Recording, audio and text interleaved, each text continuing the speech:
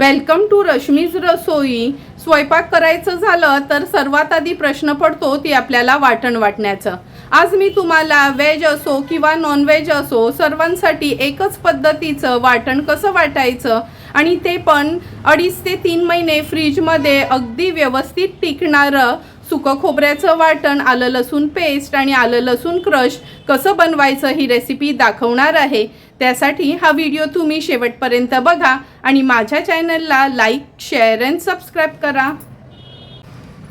आज आपण व्हेज आणि नॉन व्हेज दोन्हीसाठी लागणारं एकच वाटण त्याची रेसिपी बघणार आहोत आणि त्या वाटणासोबत आलं लसूण पेस्ट आणि आलं लसूण क्रश पण कसं बनवायचं हे बघणार आहोत। तर त्यासाठी वाटणाकरता आपण अर्धा किलो सुकं खोबरं घेतलं आहे। नंतर आलं वापरणार आहोत, लसूण वापरणार आहोत। ह्यातलंच आपण आलं लसूण पेस्टसाठी आणि क्रशसाठी पण यूज करणार आहोत।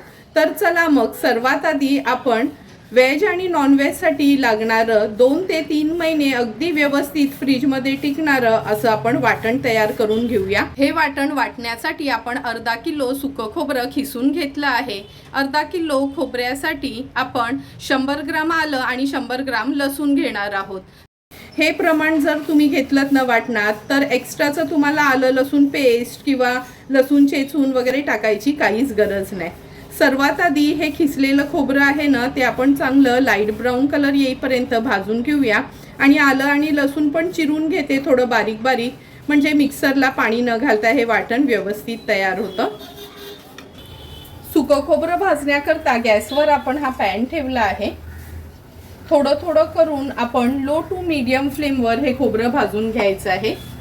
लक्षात ठेवा, खोबरं भाजताना ना गॅसची फ्लेम एकदम हायवर ठेवायची नाही। आता मी हे खोबरं घातलं ना तेव्हा फक्त अर्ध्या मिनिटासाठी गॅसची फ्लेम मी हाय ठेवली आहे आणि हे बघा खोबरं असं परतून घेते।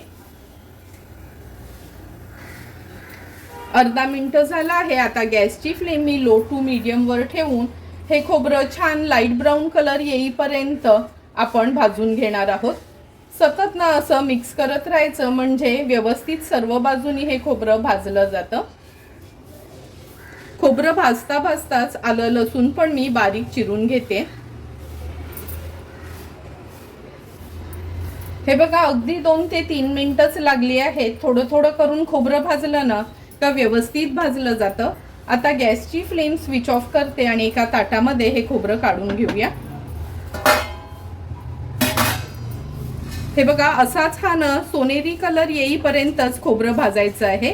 खूप जास्त खोबरं भाजायचं नाही, नाहीतर वाटण आपलं एकदम काळपट बनतं। आता हे खोबरं बाजूला ठेवते आणि उरलेलं खोबरं अशाच पद्धतीने आपण भाजून घेणार आहोत।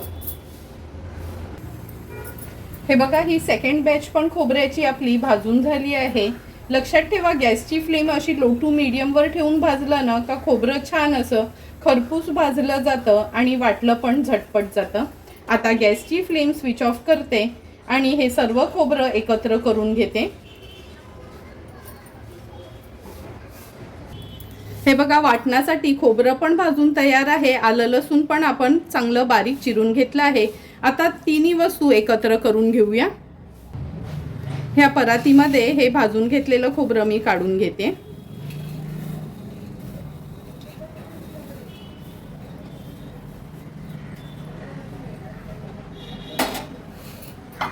आता ह्याच्यामध्ये चिरून घेतलेला लसूण आणि आलं मिक्स करणार आहोत।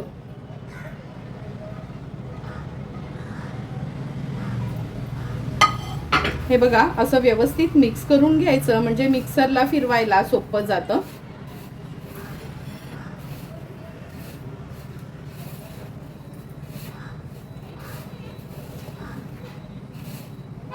आता आपण हे मिक्सरला फिरवून घेऊया।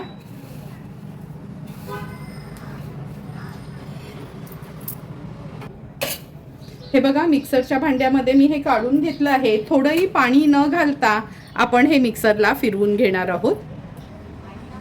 हे बघा झटपट असं आपण हे मिक्सरला फिरवून घेतलं आहे। पाणी न घालताना हे असं वाटण आपलं तयार होतं। आणि लक्षात ठेवा जेव्हा पाणी घालायचं नसतं ना मिक्सरच्या असं छोट्या भांड्यालाच लावायचं म्हणजे अर्धा मिनिट पण लागत नाही हे वाटण मिक्सरला बारीक होण्याकरता। असंच बारीक हे पूर्ण वाटण मी वाटून घेणार आहे।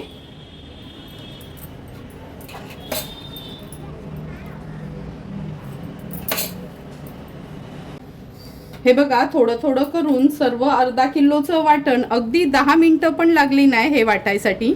असं हे वाटून ठेवलं ना तर महिनाभर तरी आपल्याला टेन्शन नसतं. सर्व हे वाटण छान आपण मिक्स करून घ्यायचं आहे. आता हे वाटण कसं थोडंसं गरम होतं ना, खोबरं जरा गरम असताना वाटलं का पटकन वाटलं जातं. थेंबभर पण पाणी ह्याच्यात आपण घातलं नाही.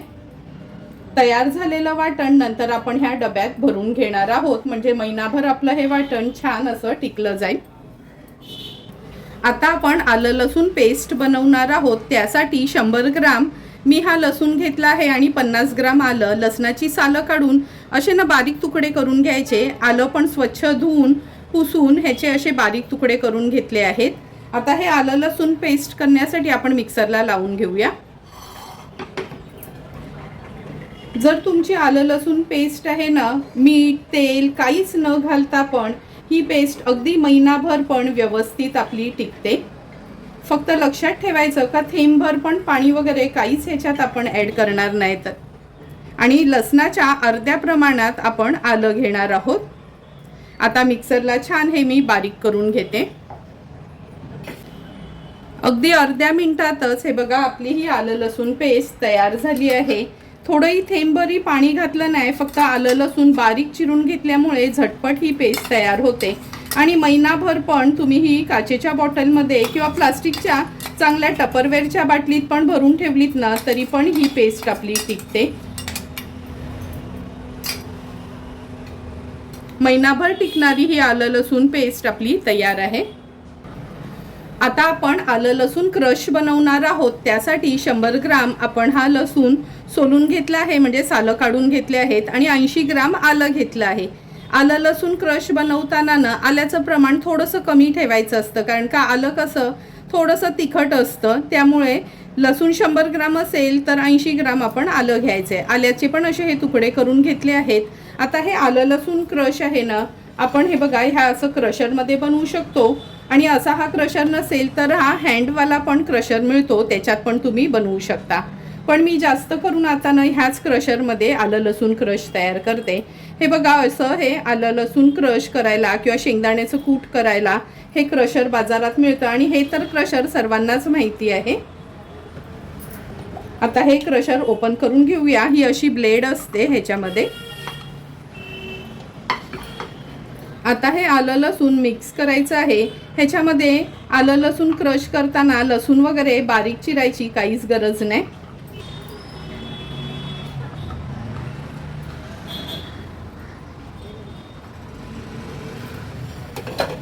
असं हे झाकण लावायचं आणि हा वरचा पाठ ह्याला असा फिक्स करायचा आणि फक्त हे बटन प्रेस करायचं आहे.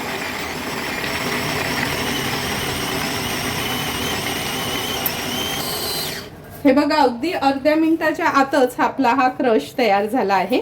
हे झाकण काढून घेते. ही ब्लेड पण काढून घ्यायची आहे. तुम्ही बघू शकता, आपल्याला जसं बारीक जाड कसंही हवं तसा हा क्रश तयार होतो. या एका प्लेटमध्ये मी तुम्हाला काढून दाखवते. हा असा आलं लसूण क्रश तयार करून आपण ठेवला ना का, म्हणजे जे पण प्रॉन्स मसाला करतो किंवा पालेभाज्या करतो, भेंडीची भाजी, तोंडली वगैरे अशा ह्या ओल्या भाज्या करतो ना, त्याच्यासाठी हा क्रश खूप उपयोगी पडतो. अगदी झटपट असा हा क्रश तयार होतो. आता उरलेला क्रश पण मी असाच तयार करून घेते. तुम्ही बघू शकता, झटपट असा आपला हा आलं लसूण क्रश तयार झाला आहे. असा हा क्रश तयार करून ठेवलात ना तर 10-15 दिवस आरामात राहतो, पण थोडंही पाण्याचा अंश जाता कामा नये. आता हा क्रश पण आपण एका बरणीत भरून घेणार आहोत. तुम्ही बघू शकता, महिनाभर टिकणारं आलं लसूण क्रश आणि पेस्ट तर आपली तयार आहे. आणि 2.5 ते 3 महिने आरामात फ्रीजमध्ये म्हणजे फ्रीझरमध्ये न ठेवणारं हे वाटण पण आपलं तयार आहे. आता हे क्रश आणि पेस्ट मी भरून घेते एका बॉटलमध्ये. मी नॉर्मली ना ही आलं लसूण पेस्ट वगैरे आहे ना अशा काचेच्याच बॉटलमध्ये भरते. ही माझी नेहमीचीच बॉटल आहे आणि प्रयत्न करते आठवड्याभरासाठीच बनवायसाठी. म्हणजे कसं खूप जुनी पण पेस्ट वगैरे वापरायला नको, कारण का आपण ह्याच्यात प्रिझर्वेटिव्ह वगैरे टाकत नाही काहीच. नाहीतर जेव्हा आपण बाहेरची पेस्ट आणतो ना तेव्हा त्याच्यामध्ये प्रिझर्वेटिव्ह असतं, म्हणून फ्रीजमध्ये वगैरे ती ठेवली नाही तरी अगदी व्यवस्थित राहते. आता ह्याच्यात थेंबभर पण आपण पाणी घातलं नाही हेच आपलं प्रिझर्वेटिव्हचं काम करतं आणि महिनाभर अगदी परफेक्ट अशी ही आपली आलं लसणाची पेस्ट टिकते. आता ह्याला झाकण लावून आपण ही फ्रीजमध्ये ठेवणार आहोत. आता आपण हे आलं लसूण क्रश पण काचेच्या बरणीतच भरणार आहोत. तुम्ही ना टपरवेअरची म्हणजे चांगल्या क्वालिटीची प्लास्टिकची बरणी असेल त्याच्यात पण स्टोर करून ठेवलं तरी चालेल, पण मी नॉर्मली ना पेस्ट किंवा क्रश असं ना ह्या काचेच्या बरणींमध्येच भरून ठेवते, म्हणजे जास्त पाणी पण सुटत नाही आणि व्यवस्थित राहतं. आता थोडी थोडी करून ही सर्व क्रश आपण ह्या बरणीत भरून घेऊया.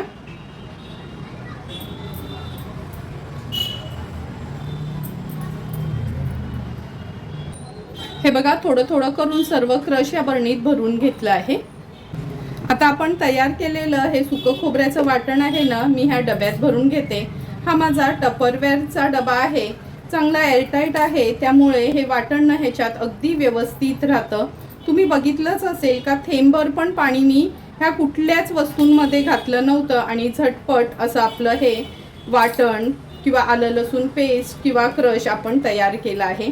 या वाटणाची खासियत तर अशी आहे, म्हणजे ज्या ऑफिसला जाणाऱ्या लेडीज असतील किंवा आपण गृहिणी असू, सर्वांनाच हे जर वाटण वाटून ठेवलं ना तर खूपच सोयीस्कर पडतं.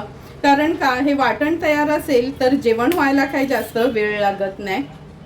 झटपट असं हे बनणारं सुकं खोबऱ्याचं वाटण व्हेज असो किंवा नॉन व्हेज असो, सर्वांसाठीच मी हेच वाटण यूज करते.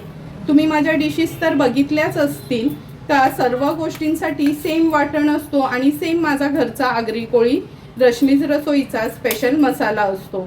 मी हे असे 3च इन्ग्रेडियंट्स यूज करून माझा सर्व स्वयंपाक करत असते.